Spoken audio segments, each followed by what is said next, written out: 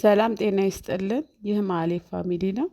ሰብስክራይብ፣ ላይክ፣ ሼር በማድረግ አብረውን ይቆዩ።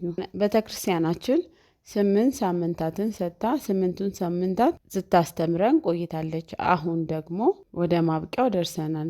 7ኛው ሳምንት ኒቆዲሞስ። ኒቆዲሞስ ምን ማለት ነው? ለምንስ ተባለ? በቅዳሴዋም ወይም በወንጌሏ የምታስተምረው ይህንን ነው።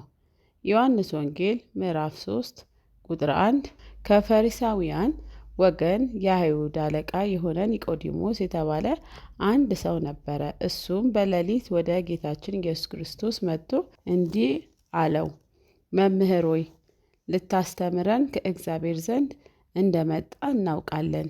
እግዚአብሔር ከእሱ ጋር ከሆነ በቀር አንተ የምታደርገውን ይህንን ተአምር ሊያደርግ የሚችል የለምና። ጌታችን ኢየሱስ ክርስቶስም መልሶ እውነት እውነት እልሃለሁ ዳግመኛም ያልተወለደ ሰው የእግዚአብሔርን መንግሥት ለማየት አይችልም አለው። ኒቆዲሞስም ሰው ከሸመገለ በኋላ ዳግመኛ መወለድ እንደምን ይችላል አለው። ጌታችን ኢየሱስ ክርስቶስም መልሶ እንዲህ አለው፣ እውነት እውነት እልሃለሁ ዳግመኛ ከውኃና ከመንፈስ ቅዱስ ያልተወለደ ሰው ወደ እግዚአብሔር መንግሥት ሊገባ አይችልም። ጌታችን ኢየሱስ ክርስቶስ ለኒቆዲሞስ ሊያስተምረው የፈለገው ሚስጥረ ጥምቀትን ነው። ሚስጥረ ጥምቀት የተገለጠበት ታላቅና ቅዱስ ሰው ነው። የሰው ልጅ ሁለቴ ይወለዳል፣ እንዴት እንደሆነም ኒቆዲሞስ ጠየቀው። የሰው ልጅ ካረጀ ከሸመገለ በኋላ እንዴት ይወለዳል ሲል ጠየቀው። ጌታችን ኢየሱስ ክርስቶስም እንዲህ አለው፣ ከስጋ የተወለደ ስጋ ነውና ከመንፈስ ቅዱስም የተወለደ መንፈስ ቅዱስ ነውና ብሎ ተናግሮታል። ከእናትና ከአባታችን ስንወለድ በስጋ ሲሆን ሁለተኛው መወለድ ማለት ደግሞ ወንድ ልጅ በ40 ቀን ሴት ልጅ በ80 ጥምቀትን ማለት ነው። ዮሐንስ ወንጌል ምዕራፍ 3 ቁጥር 5 ላይ እውነት እውነት እልሃለሁ ዳግመኛ ከውኃና ከመንፈስ ቅዱስ ያልተወለደ ሰው ወደ እግዚአብሔር መንግሥት ሊገባ አይችልም ተብሎ ተጽፏል። ስለዚህ የዘላለም ሕይወትን የምናገኘው ስንጠመቅ እና ቅባ ሜሮንን ተቀብተን ዳግመኛ መወለድን ከመንፈስ ቅዱስ እንወስዳለን። የሥላሴ ልጅነትንም እናገኛለን። ለምንድን ነው 40 ቀንና 80 ቀን ክርስትና የምንነሳው? አዳምና ሔዋን ወደ ገነት የገቡበት አዳም በ40 ቀን ሔዋን ደግሞ በ80 ቀን በመሆኑ ሔዋን ደግሞ በ80 ቀን ነው ኤልዳ በተባለ ምድር ተፈጥረው ወደ ገነት የገቡበት ዕለት ነው። ቤተክርስቲያናችንም ይህንን ምሳሌ በማድረግ ክርስትና የምንነሳው ማለት ነው። ኒቆዲሞስ ማለት የስሙ ትርጓሜ ድል ማድረግ ወይም አሸናፊ መሆን ነው። 7ኛውን ሳምንት ኒቆዲሞስ ብላ የሰየመችበት ምክንያት ሚስጥረ ጥምቀትን ለማስተማር ነው። ሚስጥረ ጥምቀት የተገለጠለት ለእሱ ነው። ኒቆዲሞስ ማን ነው? ኒቆዲሞስ የግሪክ ቃል ሲሆን ፈሪሳዊ ነው። የእስራኤል መምህር ነው። የአይሁድ አለቃ ነው። የኦሪትም መምህር ነው። አይሁድ ፋሲካቸው በደረሰ ጊዜ ለደቀ መዛሙርቶቹ ሊሄድ እንደሆነ ነግሯቸው ሄደ። ወደ ኢየሩሳሌምም መጣ። ኒቆዲሞስም በሌሊት መጣ። ጌታችንም የመጣበትንም መንገድ ከልቡ መሆኑን አወቀ። ስለዚህ ሚስጥረ ጥምቀትን ገለጠለት። እንደገና ምን ተማርን? ኒቆዲሞስ እስከ ሞት ከአንተ አልለይም ያለው ሲሆን ሮብም ተሰብስበው ሲወያዩ በቦታው ተገኝቶ ነበረ።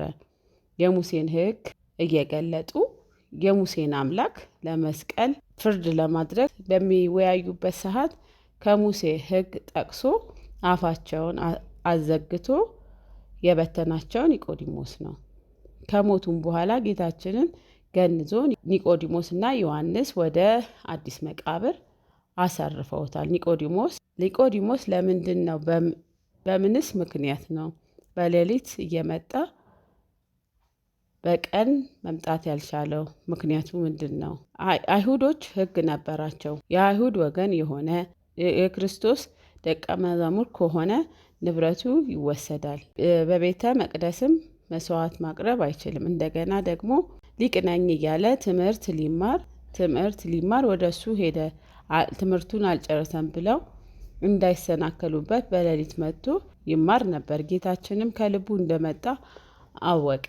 ምስጢረ ጥምቀትንም ዳግመኛም መወለድና አስተማረው። እኛ ግን በዚህ ዓለም እየኖርን ስራ በዝቶብን ነው፣ አልተመቸንም፣ ገንዘብ ስላለኝ አያስፈልገንም እያልን የእግዚአብሔርን ቤት የምንርቀው። ስንቶቻችንን ነጠላችንን ለብሰን ከመሄድ ይልቅ በፌስታል ይዘን ወደ ቤተ መቅደስ የምንሄደው? በይሉንታና በእምነታችን የምናፍረው? መስቀላችንን የምንደብቅ? ለምንድን ነው በሌሊት የሚማረው ስንል ጨለማ ስለሆነ፣ በጨለማ ሰው ስለማያየው። በሌላ ትርጉም ጨለማ ደግሞ የኃጢአት ምሳሌ ነው። ስብከት ስንሰማ፣ የእግዚአብሔርን ወንጌል ስንሰማ ከኃጢአታችን ወደኋላ ብለን ራሳችንን በንስሐ ውስጥ ሆነን የምንሰማ፣ ይቅርታውን የምንለምን፣ መጽሐፍ ቅዱስ ስንሰማ ልባችን የሚሰበር፣ ምንም ጊዜ ባይኖረን ለቅዱስ ቃሉ ጊዜ ሊኖረን ይገባል። ኒቆዲሞስ በቀን መማር ባይችል በሌሊት እየመጣ ይማር ነበረ። ሕይወት ምንጭ ውሃ ይጠጣ ነበረ። ይህንን እንድናደርግ እግዚአብሔር ይርዳል።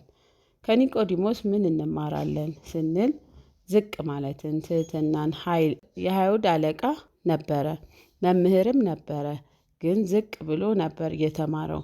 እኛም በስልጣናችን ተመክተን እውቀት አለን ብለን ሀብታችንን ተመክተን ከእግዚአብሔር ቤት አንራቅ። ኒቆዲሞስ ምክንያተኛ ሰው አልነበረም። ወደ ጌታ በመቅረቡ የሚደርስበትን ያውቅ ነበር፣ ግን ጌታችንን ተከትሏል። እኛ ግን ለምንድን ነው ንስሐ እንሂድ፣ ንስሐ እንግባ ምክንያት የምንደረድረው? ምክንያት የሚያድን ቢሆን ኖሮ አዳምና ሔዋን በዳኑ ነበረ። ከኒቆዲሞስ ሌላኛው የምንማረው ነገር ጥበብን ነው። ለሌሎች መሰናክል እንዳይሆን ነበረ ጨለማ የሚማረው። መጽሐፍ ቅዱስ እንዲህ ይላል፣ ሰውን ከማሰናከል የወፍጮን ድንጋይ በአንገታችን ተሸክመን ወደ ጥልቁ ብንወረወር እንደሚቀል ይናገራል። ኒቆዲሞስም መምህር ነው ግን ይማራል ብሎ እንዳይሰናከሉበት በጥበብ ነበር የተጓዘው። ሰዎች ከቤተ መቅደስ እንዲወጡ ምክንያት ከምንሆን በጥበብ ብንጓዝ ጥሩ ነው። እግዚአብሔር የተሰናከለውን በማን ምክንያት ነው የተሰናከል ነው ብሎ ይጠይቃል።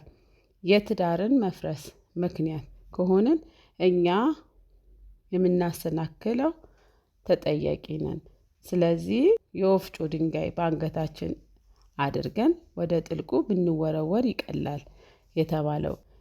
በሌሊትም በመዓልትም ወደ እግዚአብሔር እንድንቀርብ እግዚአብሔር ይርዳል። ኒቆዲሞስ የእግዚአብሔርን ቃል በእምነት መሰከረ፣ በእውነትም መሰከረ።